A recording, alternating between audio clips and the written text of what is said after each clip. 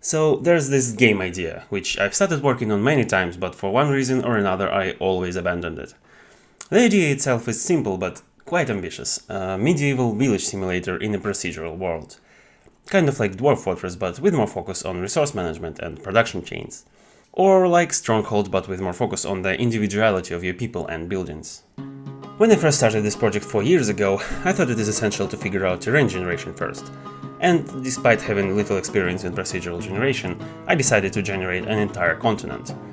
As you can guess, I didn't get too far. I managed to make some height map and biome map based on Berlin noise, but the mountains were just awful, and after spending a few months on this, I gave up.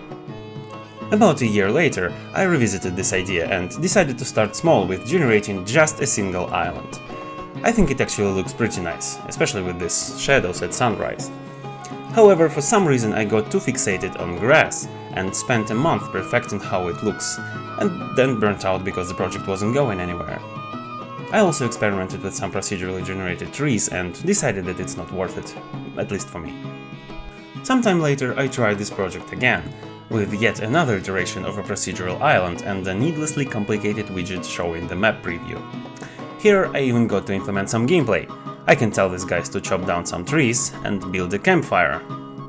And that's it. Once again I got sidetracked too much, working on physically based sky, water reflections, animations, deferred shading and so on, and abandoned this project because, you guessed it, it wasn't going anywhere. So, another year later, I decided to take this project seriously. If I get sidetracked working on graphics, let's just remove all the graphics. Or rather 3D graphics. The game needs at least some visuals, so I figured I'd make everything 2D and use pixel art style. I'll strip all the low-level details. There's no height map now, just hexagonal tiles of different types, and your village occupies one of them. Your people are now just icons in a list, as well as your buildings and resources.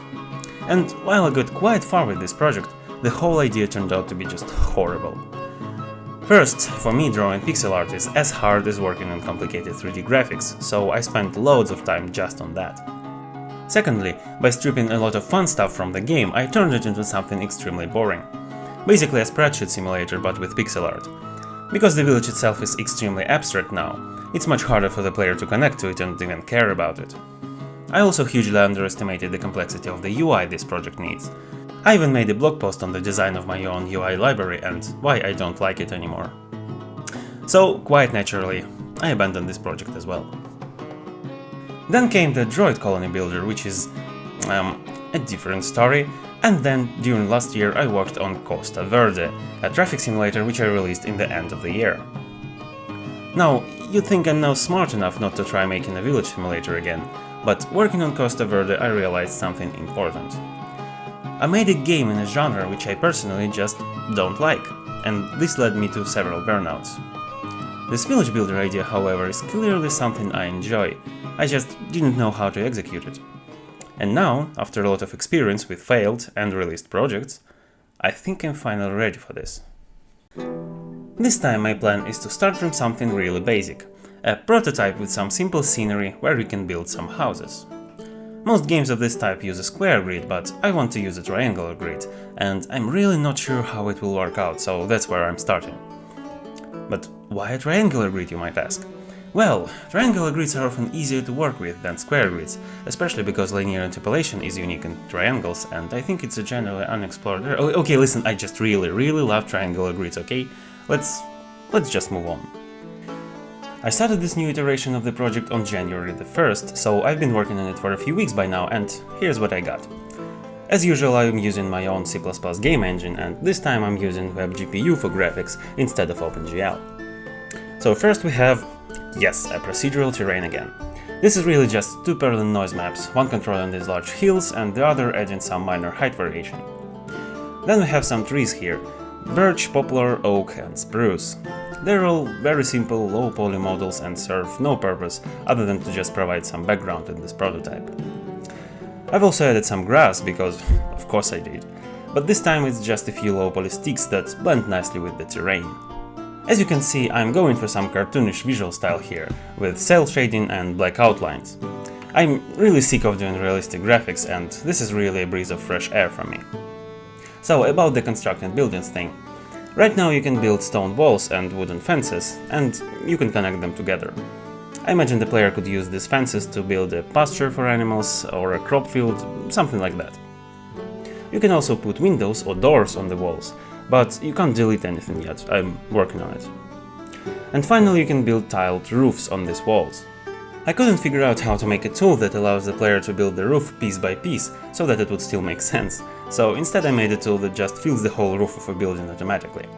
These roofs are quite complicated actually, because the building can have any weird shape, like this triangular something, or this long skinny hallway, or this giant building with some complicated uneven geometry.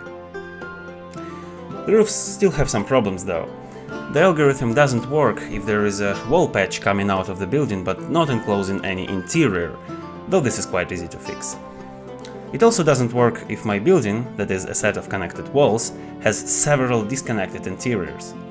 You might think that this is some really weird case that doesn't deserve any attention, but the way my algorithm works is it first generates a layer of the roof directly adjacent to the wall, and then it virtually shrinks the wall to generate the next level, and so on.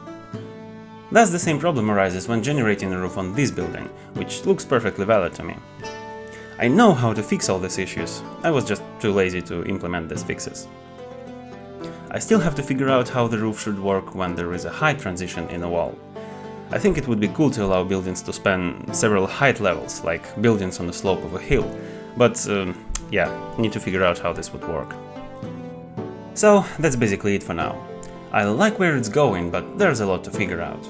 I might concentrate on flat buildings first and implement stuff like laying out floors and maybe adding some interior decorations. I don't think I need a lot of pure content at this stage, like different wall types, roof types and so on. The engine easily supports that, and this is the important thing. If you're interested in the project, like the video and subscribe to the channel. I'm trying to release more frequent and focused devlogs this time. Thanks for watching, and I see you in the next one.